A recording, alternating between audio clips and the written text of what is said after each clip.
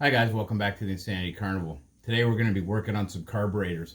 This is from a 75 horsepower Mariner outboard motor. I had mentioned in a few other videos, which I'll link up here, that I've had some bogging issues. So one of the first things to do when that's happening, is most likely it's fuel related. So the idea is we got to open up the carburetors and clean them. Now you'll see here it's sort of a three connection deal that all goes together. What I'm going to do, I'm going to take you through cleaning one of the carburetors, and then I'll clean the other ones off camera, and then I'll come back. So we're going to clean them, we're going to replace all the fuel lines, check everything, go through the whole deal, show you guys how to do that. What I did is I ordered these carb repair kits from a marina online. I couldn't find any here in Canada, so these ones actually came from the US. I'll show you what's in each one. These kits are generic, meaning they're for these carburetors, but they work on a variety of them. So there's some parts we're going to use, some parts we're not going to use, some parts we may not have to change, but we're going to go through the whole thing and really clean these up. Things you can use to help make this job easier is pipe cleaners. These are definitely come in handy for some of those smaller areas. Definitely a compressor with compressed air, carburetor cleaner, obviously new fuel lines, zip ties, and then of course the basic tools you need. So the number one thing, once you get them off and you're going to take them apart, mark them, top, middle, and bottom, because the carburetors need to go back in the same location that they came off of. So all that being said, let's rip open the top carburetor and see how we can clean it and upgrade it. Let's go.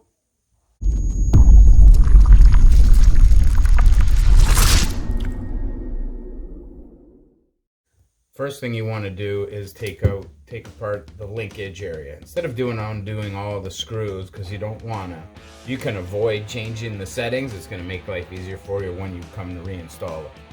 So this links all of the throttle bodies to each one. So when you put the hammer down, all the carburetors open. Best way to take these off is you just use a little screwdriver, a little pressure underneath. Be nice and gentle, and they all just pop right off. And what you might want to do is mark down which side's the top and which side's the bottom, because you could invert it. Boom, top and bottom. So after you've taken that linkage off, now all you need to do is remove the fuel line. Cut off the zip tie. You really just cut the fuel line in this case because we're replacing it.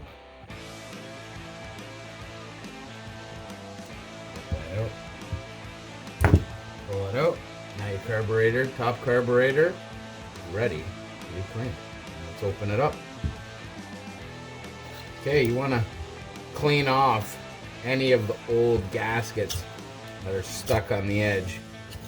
A few ways to do it: scraping it, spraying it is the best. Try to be extra careful and not gouge any of that surface there.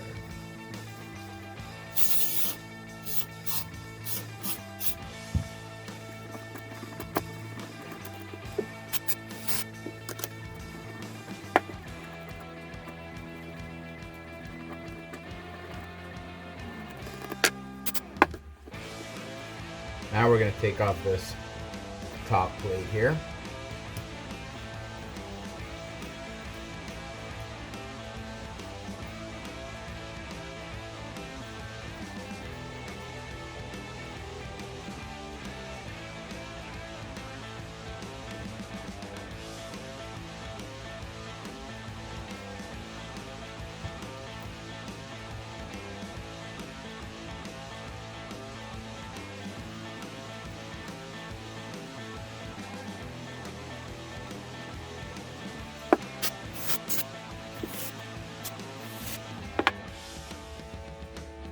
Next, we're going to open up the bottom of the carburetor, the bowl where the float sits. First thing you want to do is open the drain screw. You could have some fuel still left in here. I'm not sure if mine have any, but we're gonna take it out, and then if you have a container to drain it into, that's perfect. Careful, it's got a little couple O-ring gaskets here. Let's see if it's got any fuel. This one's totally dry, which is a good sign for this case. Okay.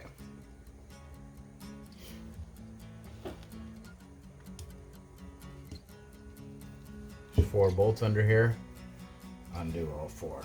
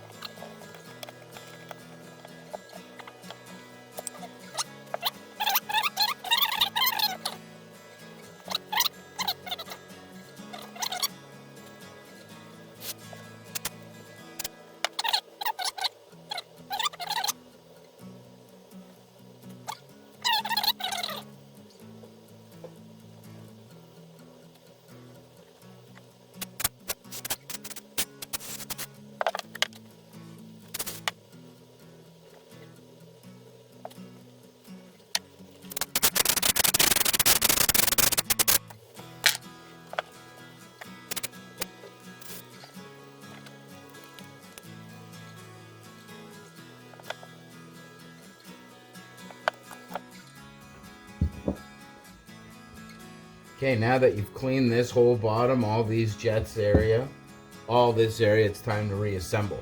The last thing I do before I reassemble, I spray everything down again with carburetor cleaner everywhere, and then compressed air, blow anything out, dry it, and then reassemble. So let's do that now.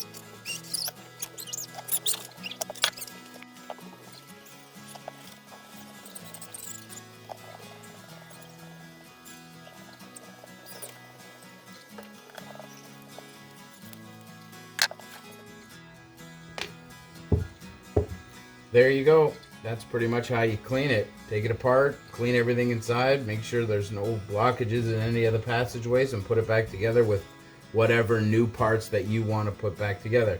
I replaced both of the gaskets. I'm going to replace this spring most likely. I'm going to replace the fuel hose, which we'll do right now, and a couple of the gaskets here, or sorry, the washer around the drain bolt. That was pretty much all I did. I didn't change or take out any of the adjustments. That way I don't have to worry that it's out of adjustment. I can start from where it left off when I took it apart. But if I did feel like there was a problem, or this spring looked worn, I'd replace it. Didn't have to do that. So let's replace the fuel line. Fuel lines, obviously, this is maybe not important for you guys to see because it seems pretty straightforward. But you take off the piece, make sure it's clean, get your new hose, basically use it as a measuring guide, and use a knife, snap it. Maybe not that one, maybe a sharp one.